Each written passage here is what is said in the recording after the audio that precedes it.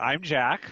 I'm Colleen, and welcome to Yeat, Yeat, Don't Tell Me, our nod to our favorite trivia shows, and that includes NPR's very popular Wait, Wait, Don't Tell Me, Jeopardy, and Stump Trivia like you would sometimes do. Remember back in those days, Jack, when we used to go to bars and hang out? Yeah, Oh, really, those days are gone. those days are long gone, exactly. Um, so, without further ado, we're going to ask about 8 questions. This is on the honor system, so please keep a little scratch pad on how many you get correct. And we, of course, will give the answers as we go along. We have 2 winners, one for bragging rights and the other chosen at random. And you'll get a great prize, which Jack will talk about at halftime. But maybe you can show them real quick, Jack, what they're going to get. Oh my gosh, isn't that a beauty? A custom House Maritime Museum trivet. Custom House opened up a couple of days ago. The store is stocked up. Do your holiday shopping now. But that's what Yay! you get today. Nice, very nice. So let's get to it. I am going to launch the first question. All righty. Bossy Gillis. If anyone's ever been on the show before, you know we're a big fan of Bossy Gillis. Bossy Gillis worked in the jail laundry and conducted municipal business by telephone from his cell because he was sentenced to how much time while serving as mayor? 2 weeks, 2 months, 2 years, or in fact was it suspended and he never really did serve time? That Bossy, he was something, huh, Jack? Yeah, and I think we have a few people in town that are vying for the Bossy Gillis Award, but we're not going to go there. Right? Too funny. Let's see. We've got, it looks like we have, Yeah, it's pretty, we're a lot of people are coming in. I think. We have 14 participants right now. 9 of 12 have made their selection. Two people just came right in. I want to make sure they have a chance to read the question and give their best answer. How long was Bossy Gillis in jail? Get your vote in now. I know. I have always said Bossy was like an early version of our current president. Okay, I'll buy that. Yeah, I Can think you there's a imagine if story about this. can you imagine if Bossy had the ability to tweet? Oh God. All right, looks like we have 10 of 11 voted. Do you think we should call it? Go for it. Okay, we're going to end the poll, share the results, and 7 of you got that correct. It was 2 months, and some say it was because he punched somebody, but in fact, it was for a violation of city ordinances. In fact, I think he built something on his property without getting proper okay from planning boards. Well, it was a gas station. I'm not quite That's sure right. whether it was the gas station in Market Square, the gas station, the mobile station, which Right. was, in fact, that the house that was at the mobile station, he moved. It's now on Dalton Street, up near the CVS. But yeah, Bossy, he just did things when he wanted to. Although he did punch a counselor, so let's Yes, he not. did, but Yeah, I don't think he didn't go to jail for that though. yeah. Okay, let's stop sharing and go to question 2. Okay, All question right, 2. ready? In 1764, when Newburyport was founded over a dispute of as to where to locate a new meeting house, 2,900 residents covered 640 acres, bounded by what streets as they are known today? In Bromfield and Oakland, Federal and Woodland, Lime and Broad, or State and Winter? Yeah, 2,900 residents in 1764. That's a lot of people. that is a lot of people. We haven't really, our population hasn't changed all that much. I think we're around close to 19,000 now, but it's always been in the 15 to 17,000. Right. We've always been like the smallest city in Massachusetts. So I we're mean, much bigger than 640 acres now. yep. Oh yeah, no, it's expanded. It's expanded significantly over a couple of times. So, Right, right. in fact, there was a discussion on history buffs over the where the markers are. You can now go out and tramp in the fields and find the old stone markers for some of the original property lines. Really? I don't Oh think I yeah, knew oh that. yeah, it's a Huh. lot of fun. One of them's on Marlboro, so you can see that. I'm not giving that away. No, it's not. Okay, I think we can call it right. It's Are you got sure we only got 7. 7 of 13? Yeah, there's lurkers. There's always lurkers. Anyone else going to take a shot at the People are question? embarrassed to be wrong. It's No? okay. No. All right. Oh, there we go. Well, Good. One all right, last there we vote. go. Oh, two last Up, votes in under the wire. they're getting it in. Come on. Okay. All right. Go for it. Call it. Yep. Okay. Well, wait a second. Bethany's coming in. Let's give Oh yeah. Bethany No, a chance. yeah. Really. We gotta wait for her. She was a guest before. I We, know, but we, Bethany has to have a chance to answer this. yeah. Brownfield and Oakland, Federal and Woodland, Lyme and Broad, or State and Winter. Which ones were the boundaries for the original 1764 Newburyport? And let's see, we're at, what are we, 8, All 9 right. votes, 10 votes? Go for it. Okay. Click All her right. We're on. going to end it.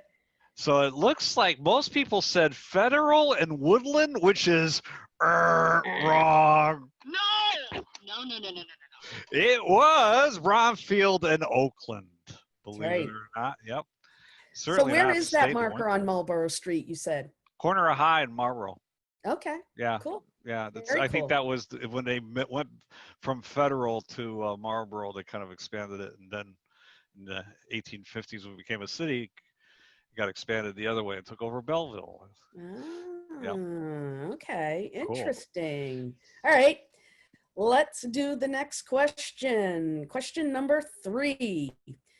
Speaking of Bromfield Street, it was originally called what? Cuttle's Lane, Cottle's Lane, Cobble's Lane, Way to the Water. Do you have the questions up on the screen? Oh, I didn't launch it, did I? Oopsie doodle. Sorry There we about go. that. Speaking of Bromfield Street, it was originally called what? Cuttle's Lane, Cottle's Lane, Cobble's Lane, or Way to the Water? There are a lot of ways to the water, Yeah. so it could have been called Way to the Water. I mean, Could have what the been heck? called. It's every place around here is a way to the water almost, except if you're going parallel to the river, I suppose. This is true. Yeah. Even that Cuddles, might dump you into the coddle. water eventually, Well, that's right? true. That's absolutely true.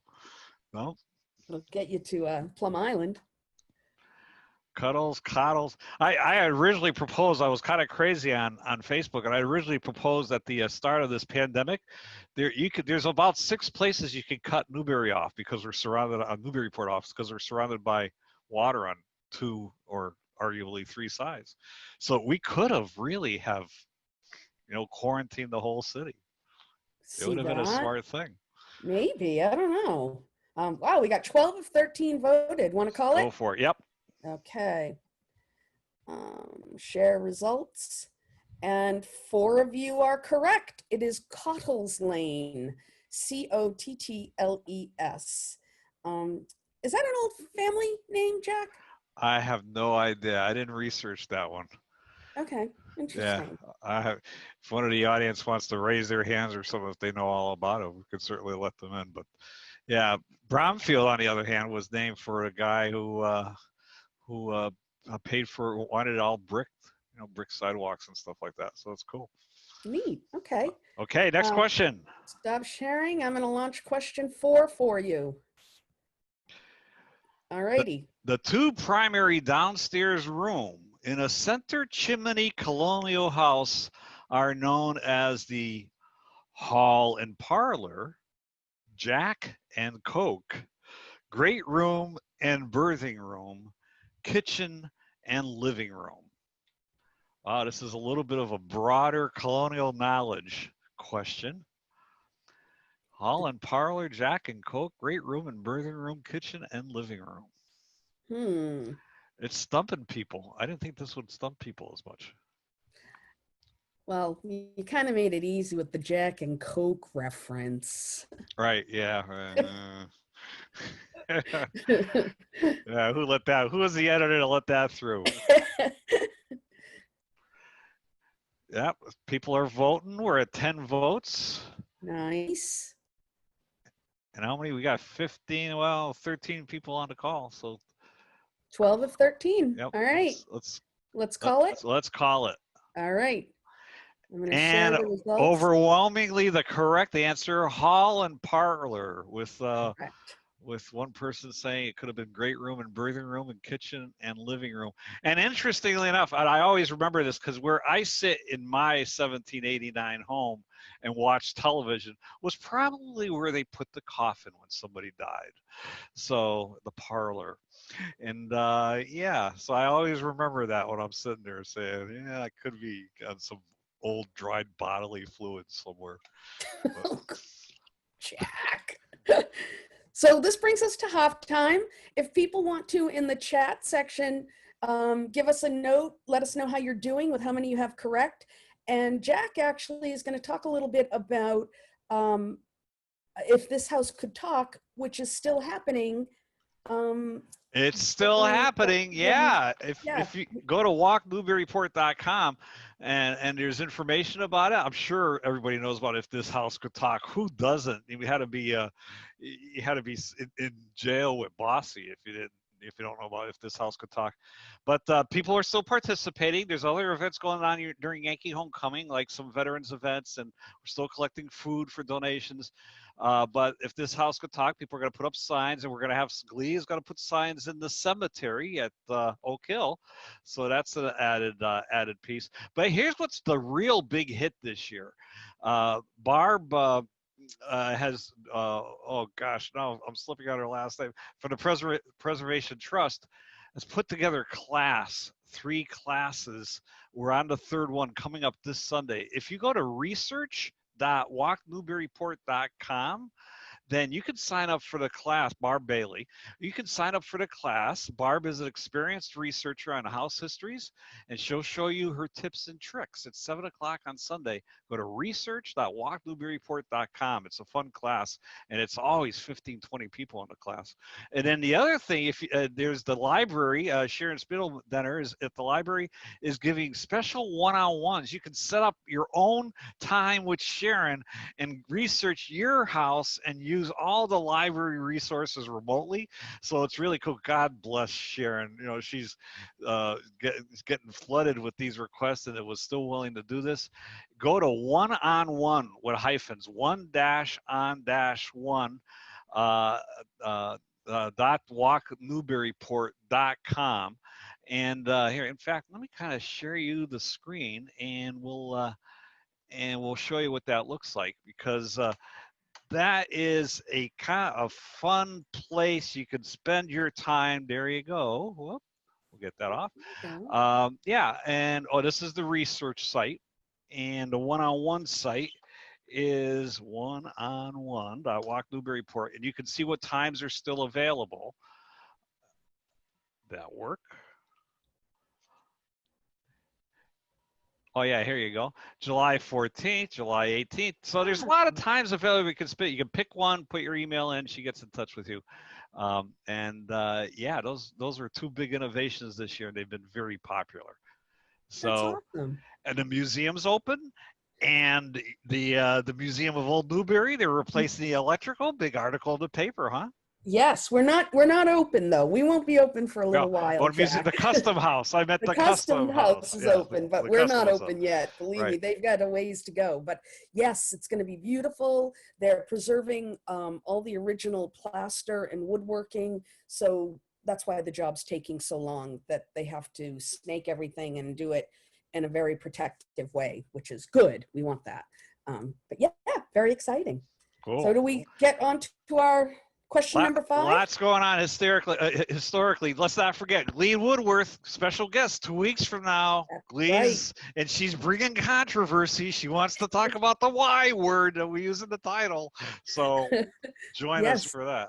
Yeah, join us with glee. That'll be what, the 24th, I believe, is the next. I do think that's it. Yeah, July 24th. But anyway, let's get Okay. on and launch question number 5. I had to put this question in because I'm a big baseball fan, and they are starting preseason before official season begins. But Pat Creedon, born in Newburyport Oh, in 1906. Oh, you did I gotta not share it launch it? again. Yeah, Sorry about that. I suppose I could do it. Yep. Sorry. Pat Creedon, born in Newburyport in 1906, was a second baseman who played one season in Major League Baseball back in 1931. 5 of those games for the Boston Red Sox. His nickname was Missed Again, Oh Dear, Whoops, or Dag Nabbit. We had a MLB. This is a tough one. This is a tough one. Yeah. I got accused it of is. having too many tough questions that I proposed, but this one is like I would have had no idea. Well, it seems only fitting. It is. We're going to finally get a little bit of a baseball season, just a teeny bit. So I'm excited. Baseball been very, very good to me. Love it. Saturday Night Live reference. Can't get enough of that. All right, nobody's picking oh dear. What's the matter with you people? Oh dear. All right. We got 13 of 13 voted. We can call it. All right. So anyway, his nickname was Whoops. Whoops. Yep. And in fact, let me tell you, in his 8 at-bats, he failed to amass even 1 hit, and he committed 2 errors. He played his final game on, this is crazy, on April 21st, 1931, exactly 1 week after his debut. Wow.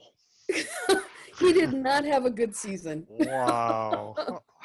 So, yeah. And Whoops was his Pat name. Creedon. Okay. I'm just checking a list of people who here. Anybody from the Creedon family? Good. Awesome. So, Jack, I am going to get you question number 6. 6, and it's a Ben Butler question for those of you that are Ben Butler fans. Ben Butler, 1818 to 1893. He was a general in the Civil War, then a congressman, then one term as the 33rd governor of Massachusetts. But he's most famous for his nail file, hair, nose, or toothpick. So what is Ben Butler famous for?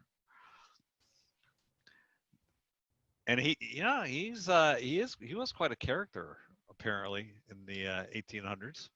He certainly was a busy man. I mean, between his serving in the Civil War, his congressional duties, the governorship, not unlike Caleb Cushing, who also did a lot of those same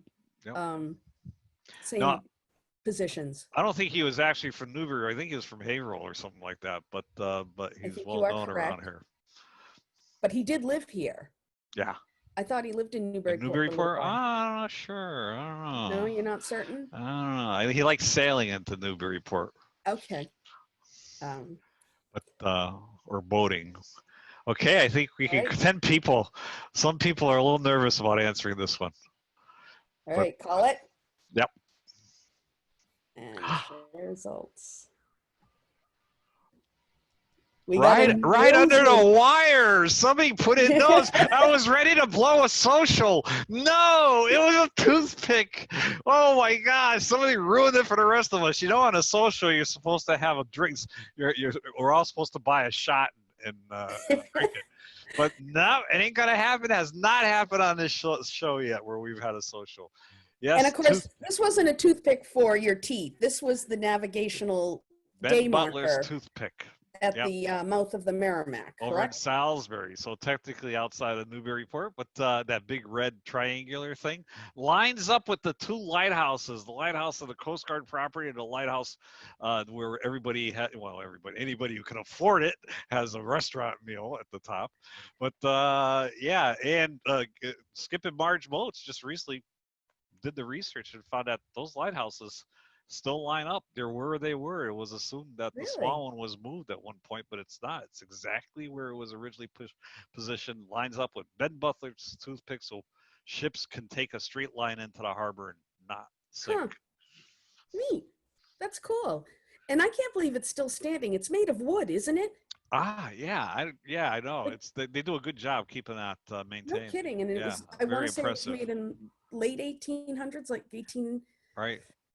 And that stone, or something like yeah, that. and yeah, it was late 1800. And the stone, because Ben Butler, the reason it's called Ben Butler's toothpick, is he's the guy who pushed it through the state to get it funded. Cool. All right. Okay, Jack, next question. I think next you're up. question is question 7. Speaking of Ben Butler, his nickname in New Orleans, where he commanded Union troops during the Civil War, was Beast Butler, English Butler, Macho Man Butler, or the Butler Did It. That's a tough one. Yeah, he cut his teeth in the Civil War before he gained governor, and he was in charge of the troops in New Orleans. Okay, yeah. When the North was occupying, we were an occupying force. We were an occupying force. We are only now coming to the grips with the fact that we won that war. Well, I won't go there either. We avoid controversy in this show. Jack. So funny. I did live in the South for a few years, and When? oh gosh, mid-90s. And I will never forget a longtime Southerner who lived there in the South said my first time I met with him, he actually worked for me. And so it was a little weird that he would do this to his boss. He says, "You know what the difference between a Yankee and a damn Yankee is?" I go, "No, what?" He goes, "Damn Yankees stay." I'm back north. Wow. So, Did you tell him to step into your office? You're fired? All right, should we call it? Yes. All right, let's call it. Share results. And 10 of you, well done, Beast Butler. Yes, I guess he was a rather strident man from what I saw on the. They hate him. They hate him. In fact, if you go down to New Orleans today and find an original New Orleans person, who's got a family there for a long time, they still hate him. They hid the silver from him. He let his soldiers rape and pillage. They were not happy with Beast Butler. That's why they called him. Wow. Oh yeah. Holy moly. He didn't take crap, but I guess maybe today he'd be up on war crimes. I don't know. Huh. Well, let's get to that last questions. We're about 5 minutes out. And so stop sharing. Question, the one that's gonna make or break some of you in terms of who gets bragging rights. The Custom House, home of the Custom House Maritime Museum, now open for tours, was designed by the same person that designed the White House, the Empire State Building, the Washington Monument, or the Massachusetts State House. It was a famous architect. It was a famous architect back in the day. And in fact, I've got a lecture ready to go for the Museum of Old Newbury, as you know, Colleen, where we talk about this architect and other buildings that he designed. Yes. But more to come on that in these COVID times in terms of how we execute. Yeah, no kidding. All right, we got 12. Oh, we got 100% in. And 100% in. Let's share results. And the majority of people got the correct answer: the Washington Monument. Yes. Obviously not the Empire State Building. Much later, the White House and Massachusetts State House could have been good guesses. In fact, the Massachusetts State House has some interesting history, because if you look at the front of the Massachusetts State House and how it has what's called an arcade, an open front like a porch, that's how the courthouse on the Mall used to look like until they rebuilt it in the late 1800s. But but the Washington Monument, yeah, was, oh my Robert gosh, Mills. Robert Mills, right? Was But designed you by know what Robert Mills. you know what though? Robert Mills is often incorrectly credited with designing the Bunker Hill Monument in Charlestown. Really? And it's not. That was actually a guy named Willard, Solomon Willard. Wow. And he designed, and that I don't know what it is when they make these big obelisk kind of structures, but they take years and years, and I mean years and years to make. And the one in Bunker Hill was actually finished 5 years before Mills even started the Washington Monument. Wow. Oh, cool. So well, the Washington Monument took a long exactly. time too, because it was interrupted by the Civil War. Correct. So it was Yeah, like it had a halfway built. 17-year In fact, break. if you go there now, you can still see the different rock. It's clearly, darker on the bottom, lighter on the top, or whatever. So let's see. Let's let everyone come on in, Jack, with video, and Yeah. tell us how y'all did.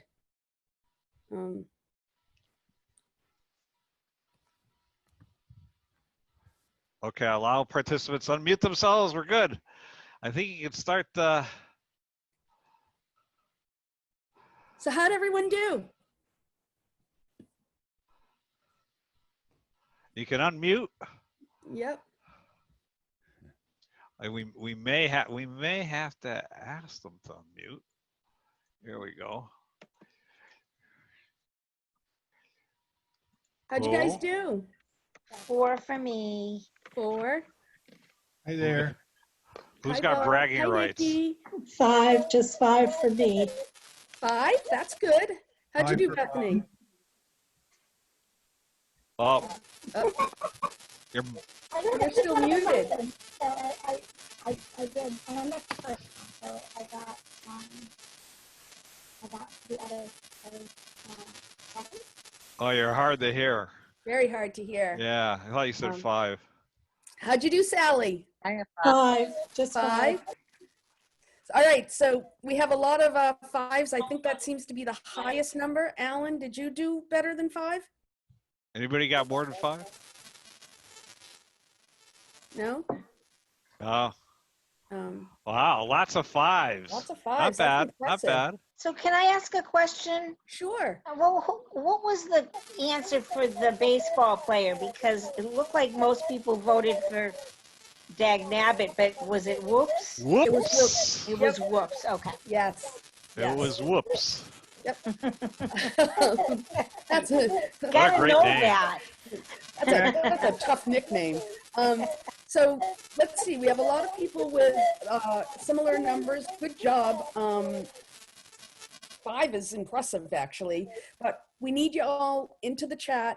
Pick a number between 1 and 20. Closest without going over will win the Customs House Trivet. And if you can start just throwing a number up there. And it's a 20, I don't know if you said $25 value prize. So think of it. You spend a half hour on this, and if you win this, you're doing $50 an hour. I mean, that's a carpenter rate. Alrighty. Awesome. Okay, and it looks like our winner is Alan Husak. Yay for Alan. I dodged Alan- a couple that already got ahead of me there, so I had to go to 10. Oh. Thank you. Thank you for the 11 and 12, because that's what I picked first. Hey, Okay. Alan, Yes. tell me, do I have your information, or do you want to pop me your email address and I'll get it? You probably have it. I am a member, but Okay, then I can find you. you can Not find to it. worry. If not, I can, what is your email, just in case, Okay, it's Colleen right? at newburyhistory.org. Okay, great. It's And that way I can make sure you get it. All wrapped right. and ready to go. Here, can I pass this to you? No, it doesn't work that way. I'm Awesome. still quarantining. You can't do that. I have 3 more days in quarantine, so Exactly. Stay away. Awesome. We're out of time. It's 12:30. Thank you so much. Thanks, everyone. everybody. Fun. Weeks. We'll see you on the Thanks, 24th. It We're was history. fun. bye. See ya. Thank you. You're welcome. Thank you.